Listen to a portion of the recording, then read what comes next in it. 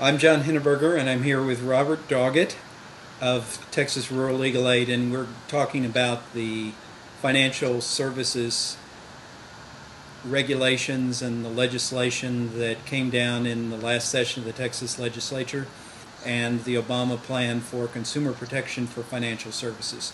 So, Doggett, tell us a little bit about what happened in this session of the Texas Legislature related to foreclosure protection. In a nutshell, not much. The Texas Legislature considered numerous bills. There was probably 30 to 40 different ones filed with regard to foreclosure procedure, predatory lending practices, a variety of consumer protections with regard to home lending, and very few of them were even heard, much less made it out of committee. The only thing that I can say that passed with regard to consumer lending of any significance was some bills that were required to be passed by federal law.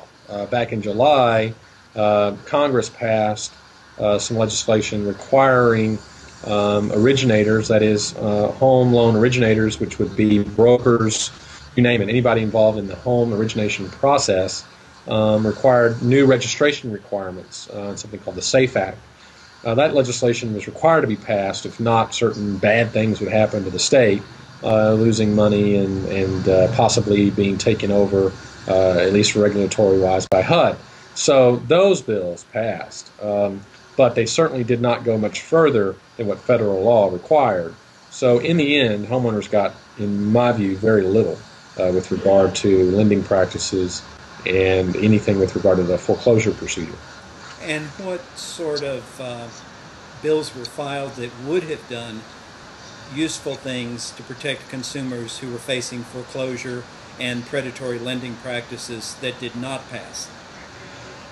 There were three or four that were very, very good proactive approaches. For example, right now, a broker, someone that assists you or assists a borrower with obtaining a loan, at present, a broker has a duty to make sure that they make a lot of money. There's no duty to their clients. And there was a bill that would say we're going to make sure that the broker puts their clients first, like an attorney or an architect, an accountant, someone with this acute, very, very sophisticated knowledge is supposed to be looking after the interests of their client and instead make sure that they get paid as much as possible. And where that is very, very detrimental is when there are two types, for example, and an example would be two types of loans. One is more harmful to a consumer, more risky to a consumer, and one is not.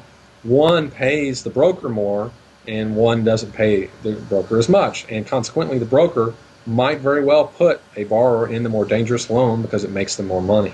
And that bill would have curbed that practice like it's been done. Other states have passed similar legislation. And it's well known that brokers are involved in a very high percentage of the market, at least have been, and frankly were a contributor to the mortgage crisis that we've been in for some time, because they have no interest in the outcome, no interest in whether or not the borrower can actually afford the loan. They're only interested in making a lot of money, and thus borrowers are left out in the cold, and we are left picking up those pieces. Another way to curb this practice and other practices owned by loan officers. In other words, it's not all about brokers, but other people involved in the origination of loans could have done better in putting people in safer loan products. And one would have required counseling, a independent person to review whether or not a loan product was appropriate for the borrower. And this independent person, this counselor, would have no duty to anyone but the borrower and would be paid only by the borrower. And the result would be that in these loans, which are riskier, they would have been able to obtain counseling to tell them, look, this loan may not be the best for you. You may want to look at some other products, like, for example, a retired teacher who's on disability income, who's no longer employed, is on a fixed income. Why in the world would she be in an adjustable rate mortgage that could adjust up $200, $300, $400 in one month, one day? Could go up by that much. I had a client just like that. That exact situation happened to her. She had no idea the loan would adjust upward. She just knew what her payment was until one day it went up and she couldn't afford it.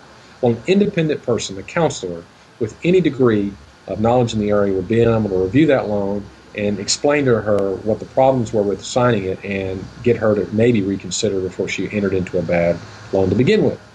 These are basic requirements, and the legislature this session has refused to let them go very far at all. The lending community.